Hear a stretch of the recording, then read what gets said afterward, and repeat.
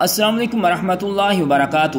ناظرین کرام، نبی کریم صلی اللہ علیہ وآلہ وسلم کی عمر مبارک جب 35 سال ہوئی تو مکہ میں ایک زبردست سیلاب آیا۔ قریش نے اس سیلاب سے محفوظ رہنے کے لیے ایک بند بنا رکھا تھا، مگر یہ سیلاب اس قدر زبردست تھا کہ بند توڑ کر کعبہ میں داخل ہو گیا۔ پانی کی زبردست ریلیں اور پانی کے اندر جمع ہونے کی وجہ سے کعبہ کی دیوار میں شگاف پڑ گئے۔ اس سے پہلے ایک مرتبہ یہ دیواریں آگ لگ جانے کی وجہ سے کمزور ہو چکی تھی۔ یہ واقعہ اس طرح ہوا تھا کہ ایک مرتبہ کوئی عورت کعبے کو دھونی دے رہی تھی کہ اس آگ میں سے ایک چنگاری اڑ کر کعبے کے پردوں تک پہنچ گئی۔ اس سے پردوں کو آگ لگ گئی اور دیواریں تک جل گئیں۔ اس طرح دیواریں بہت کمزور ہو گئی تھی۔ یہی وجہ تھی کہ سیلاب نے ان کمزور دیواروں میں شگاف کر دیے۔ سیدنا ابراہیم علیہ السلام نے کعبہ کی جو دیواریں اٹھائی تھیں وہ 9 گز اونچی تھیں۔ اس پر چھت نہیں تھی۔ لوگ کعبے کے نذرانے وغیرہ لاتے، یہ نذرانے کپڑے اور خوشبوئیں وغیرہ ہوتی تھیں۔ کعبے کے اندر جو کنواں تھا یہ سب نذرانے اس کنویں میں ڈال دیے جاتے تھے۔ کنواں اندرونی حصے میں دائیں طرف تھا۔ اس کو کعبے کا خزانہ بھی کہا جاتا تھا۔ کعبے کے خزانے کو ایک مرتبہ ایک چور نے چرانے کی کوشش کی تو چور کنویں میں ہی گر کر مر گیا۔ اس کے بعد اللہ تعالیٰ نے اس کی حفاظت کے لیے ایک سانپ کو مقرر کر دیا۔ یہ سانپ کنویں کے منڈیر پر بیٹھا رہتا تھا اور کسی کو خزانے کے نزدیک نہیں آنے دیتا تھا۔ قریش اس سے بہت زیادہ خوفزدہ رہتے تھے۔ اب جبکہ کعبے کی دیواروں میں شگاف پڑ گئے اور نئے سرے سے اس کی تعمیر کا مسئلہ پیش آیا تو اللہ تعالیٰ نے ایک پرندے کو بھیجا، وہ سانپ کو اٹھا کر لے گیا۔ یہ دیکھ کر قریش کے لوگ بہت زیادہ خوش ہوئے۔ اب انہوں نے نئے سرے سے کعبہ کی تعمیر کا فیصلہ کیا اور پروگرام بنایا کہ بنیادیں مضبوط بنا کر دیواروں کو زیادہ اونچا اٹھایا جائے۔ اس طرح دروازے کو بھی اونچا کر دیا جائے گا تاکہ کعبے میں کوئی داخل نہ ہو، صرف وہی شخص داخل ہو جسے وہ اجازت دیں۔ اب انہوں نے پتھر جمع کیے، ہر قبیلے اپنے حصے کے پتھر الگ جمع کر رہا تھا۔ چندہ بھی جمع کیا گیا اور چندے میں انہوں نے پاک کمائی دی، ناپاک کمائی نہیں دی۔ مثلا طوائفوں کی آمدنی، سود کی کمائی، دوسروں کا مال غصب کر کے حاصل کی گئی دولت چندے میں شامل نہیں تھی۔ یہ پاک کمائی انہوں نے بلا وجہ نہیں دی، بلکہ ایک خاص واقعہ پیش آیا تھا جس سے وہ اس نتیجے پر پہنچے تھے کہ اس کام میں صرف پاک کمائی لگائی جائے گی۔ وہ واقعہ یوں تھا کہ ایک قریشی سردار ابو وہب اور عمر بن عابد نے جب یہ کام شروع کرنے کے لیے ایک پتھر اٹھایا، پتھر اس کے ہاتھ سے نکل کر پھر اسی جگہ پہنچ گیا جہاں سے اٹھایا گیا تھا۔ اس پر قریشی حیران و پریشان ہو گئے۔ آخر خود وہب کھڑا ہوا اور بولا، اے گروہ قریش، کعبہ کی بنیادوں میں سوائے پاک مال کے کوئی دوسرا مال شامل مت کرنا۔ بیت اللہ میں کسی بدکار عورت کی کمائی، سود کی کمائی یا زبردستی حاصل کی گئی دولت ہرگز شامل نہ کرنا۔ یہ واحد نبی کریم صلی اللہ علیہ وآلہ وسلم کے والد حضرت عبداللہ کا ماموں تھا اور وہ اپنی قوم میں ایک شریف آدمی تھا۔ جب قریش کے لوگ خانہ کعبہ کی تعمیر کے لیے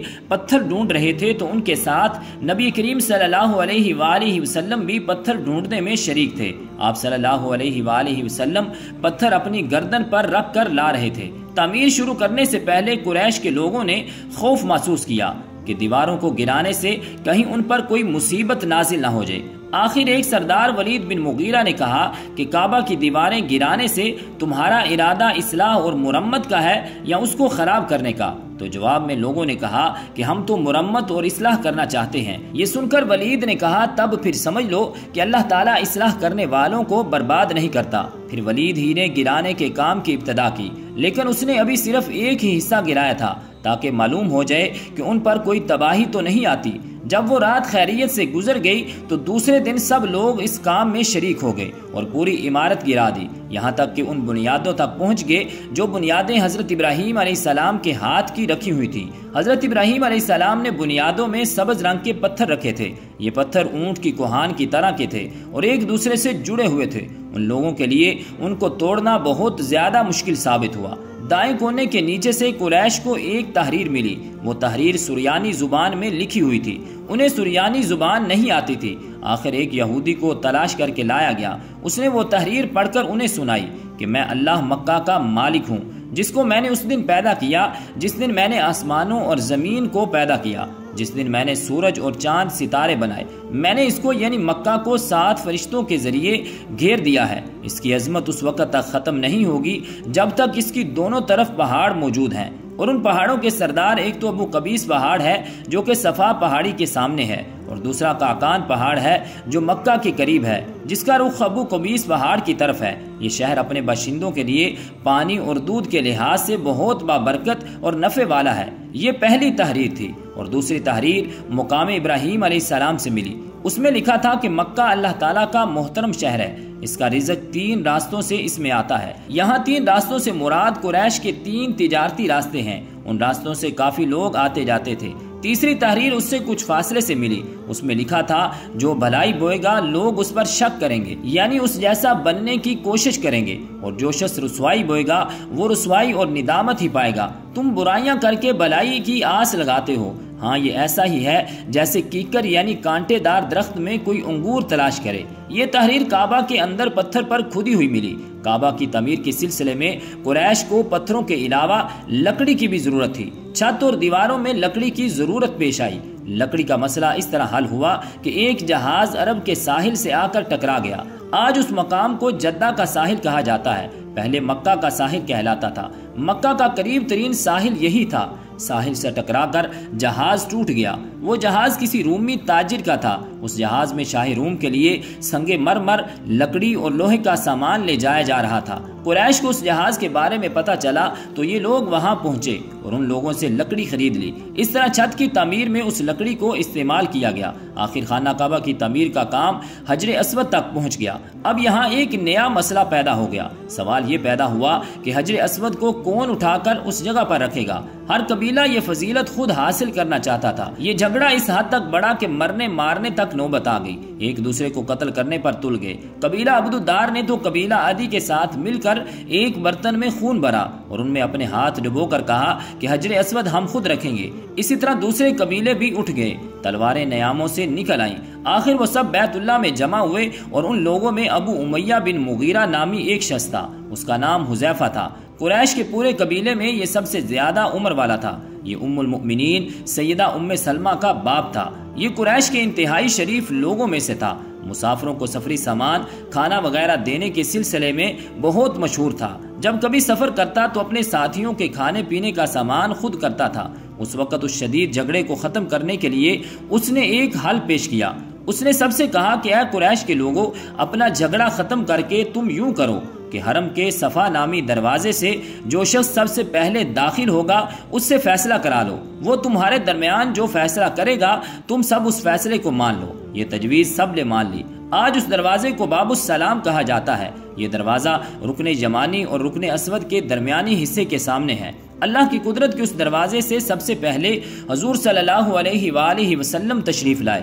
قریش نے جیسے ہی آپ صلی اللہ علیہ وآلہ وسلم کو دیکھا تو پکار اٹھے، یہ تو امین ہیں، یہ تو محمد صلی اللہ علیہ وآلہ وسلم ہیں، ہم ان پر راضی ہیں۔ اور ان کے ایسا کہنے کی وجہ یہ تھی کہ قریش اپنے آپس کے جھگڑوں کے فیصلے آپ صلی اللہ علیہ وآلہ وسلم ہی سے کرواتے تھے۔ آپ صلی اللہ علیہ وآلہ وسلم کسی کی بے جا حمایت نہیں کرتے تھے اور نہ بلا وجہ کسی کی مخالفت کرتے تھے۔ پھر ان لوگوں نے اپنے جھگڑوں کی تفصیل آپ صلی اللہ علیہ وآلہ وسلم کو سنائی۔ ساری تفصیل سن کر آپ صلی اللہ علیہ وآلہ وسلم نے فرمایا کہ ایک چادر لے آؤ۔ وہ لوگ چادر لے آئے۔ آپ صلی اللہ علیہ وآلہ وسلم نے اس چادر کو بچھایا اور اپنے دست مبارک سے حجر اسود کو اٹھا کر اس چادر میں رکھ دیا۔ اس کے بعد آپ صلی اللہ علیہ وآلہ وسلم نے ارشاد فرمایا کہ قبیلے کے لوگ اس چادر کا ایک ایک کنارہ پکڑ لیں، پھر سب مل کر اس کو اٹھائیں۔ انہوں نے ایسا ہی کیا، چادر کو اٹھائے ہوئے اس مقام تک آ گئے جہاں حجر اسود کو رکھنا تھا۔ پھر اس کے بعد نبی کریم صلی اللہ علیہ وآلہ وسلم نے